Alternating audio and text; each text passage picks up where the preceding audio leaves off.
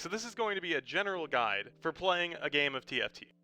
I'll be going through several different topics, starting with itemization. Items completely make or break comps in teamfight tactics.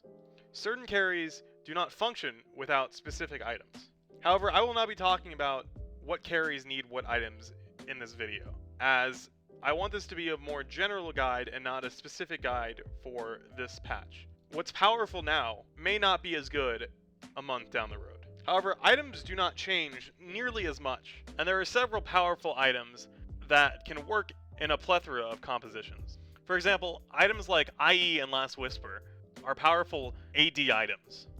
Giant Slayer is good, but also quite meta-dependent. Guardian Angel is always a good item, and on the AP side, Jeweled Gauntlet and Rabadon's Death Cap are core AP items for magic damage carries.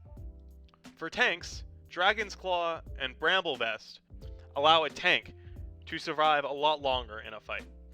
The most important thing to keep in mind with itemization is that you want items that scale with each other. A Death Cap and an IE don't really work that well together, but a Death Cap and a Jeweled Gauntlet scale off of each other. So when you're building items, you want items that work well with each other.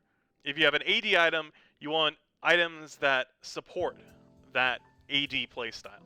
It's also important to keep in mind items like Blue Buff and Spear of Shojin, and to some extent Runan's Hurricane, as some carries can only work with these items, but these are very meta dependent and they don't always have users.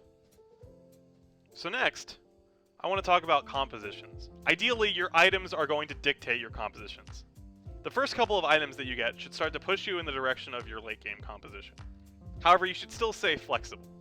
Ideally, you should learn 3 different compositions, and bonus points if those compositions use similar items, or at least items that can be built with similar components.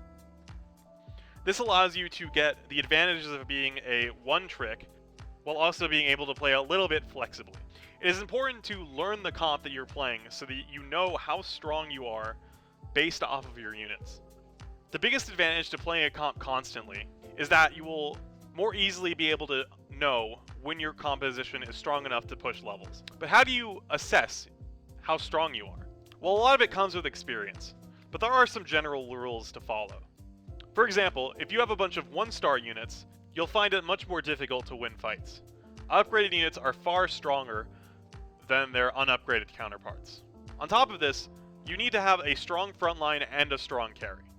A strong carry will do nothing if the frontline just gets stomped, but a strong frontline will not be able to pull out the damage to win a fight alone. Generally though, you want to prioritize damage first, and then frontline. Frontline is far more flexible and easier to find, as any 2-star melee unit can function as a frontliner in the early game. So when you load up into the game, the first thing that happens will be the opening carousel, and the item you choose here should fit the comps that you want to play. Ideally, you pick the same item every game. For example, I personally like to open Glove, as it allows me to build both a Jeweled Gauntlet and Infinity Edge, allowing me to flexibly go between attack damage and ability power carries. However, this is just based on playstyle. Ideally though, you want to be opening with an offensive item, such as Bow, Glove, Sword, or Rod, as defensive items are much easier to get in the late game, and being flooded with defensive items is much worse than being flooded with offensive items. So next topic is Reroll Comps. Reroll Comps are comps that use early game units as end game carries by starring up these units to 3-star so that they can scale into the late game. There are several types of reroll comps. There's 1 and 2 cost reroll comps, but there's also 3 cost reroll comps, which are a bit different. 1 and 2 cost reroll comps want to prioritize their economy in the early game so that they can spike in the mid game. These comps use a strategy called slow rolling, where you stay at a certain level and roll your gold above 50 gold to find 3-star versions of your units. For 1 cost, they want to look for their units at level 5. For 2 cost, it's level 6. 3 cost rerolls, on the other hand, play similarly to the endgame 4 cost carries, but generally will roll at 7 to find their endgame 3 cost 3-star carry. The biggest advantage of these comps is spiking in the mid game and allowing you to Prioritize your gold into leveling instead of buying units in the endgame. However, these comps don't scale as powerfully as their 4 and 5 cost carry counterparts. Additionally, if you are contested, it is far more difficult to find the units you need. It will slow down your power spike substantially. So generally it's a bad idea to play a reroll comp when you are contested. Now on to building your economy and a general guide for each stage in TFT. For stage 2, there are 3 different strategies that you can incorporate. One is the strongest board strategy, and the other 2 are lose streaking and win streaking. The strongest board strategy is basically what the name states. You play your strongest board, the strongest units, and you play synergies around those units. You look for early 2 stars, and you play a mix of economy and health preservation. Ideally, you want to find 2-star units and then build compositions around those units. And then try to level up those units based off of that. For itemization, you only want to slam generally strong items, but you don't want to hold too many items. You want to prioritize hitting your econ breakpoints, because for each 10 gold, you gain an extra gold of interest per round. This is the safest strategy as it allows you to transition more smoothly, but it's low risk, low reward. So lose streaking is a much higher risk strategy. The advantage of this, it's easy to guarantee a lose streak. Essentially, you're trading gold at the cost of health. Ideally, you want to look for economy traits like mercenaries or yordles, but you only really want to lose streak if you get bad early rolls or your comp spikes early. When you're lose streaking, it's important to scout and ensure that you are the weakest in the lobby. An accidental win can cost you a lot of gold. An extreme version of lose streaking is called open forting. Now this is generally not recommended, but if you really need to lose, you can run less than the maximum units in order to maximize your economy at the cost of extreme health loss. And that brings us to win streaking.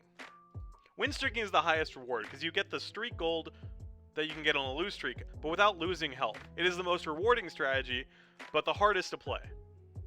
And you cannot play this strategy every single game. In order to win streak, you want to level as soon as possible. That means you level to 4 at 2-1, and then as soon as you can, at 2-2, if you have enough gold, level to 5.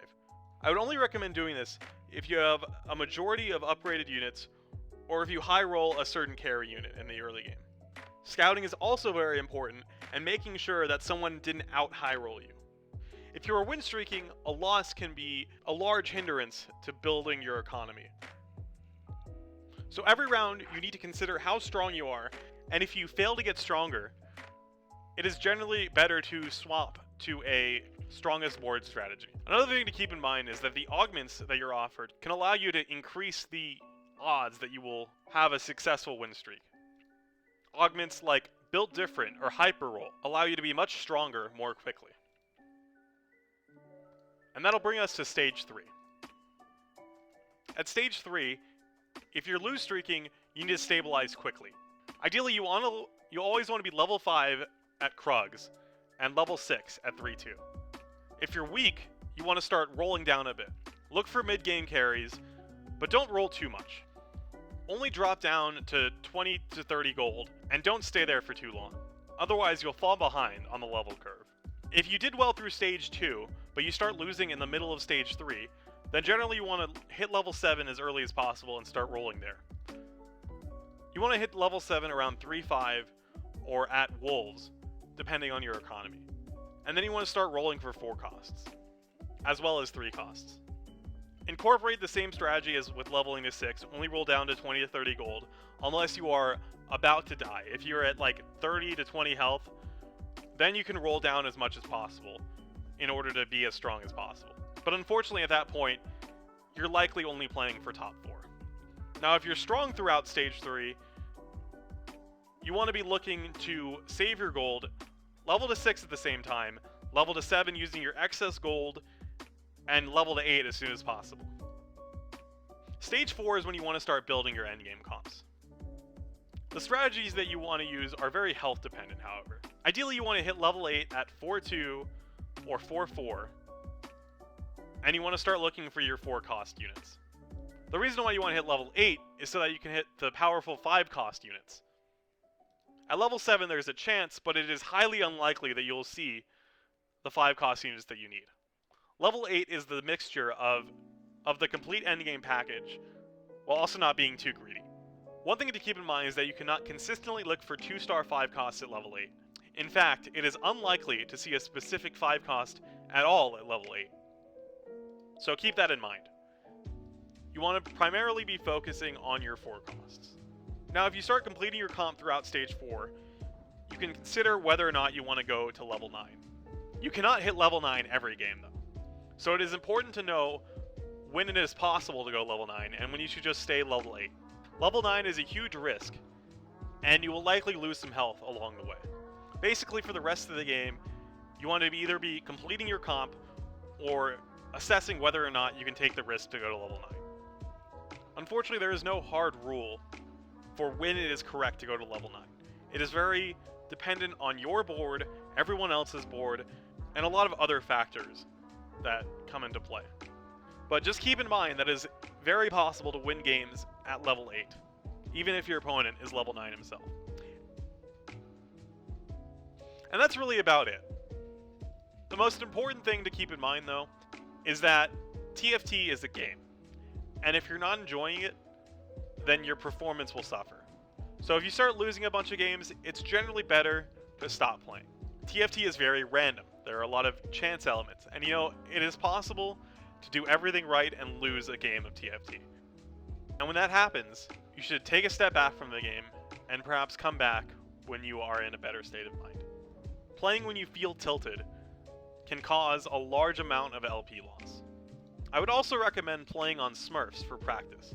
If you start feeling ranked anxiety, then playing on a Smurf and playing at your regular rank will help you learn and overcome your ranked anxiety without the worry of losing your rank.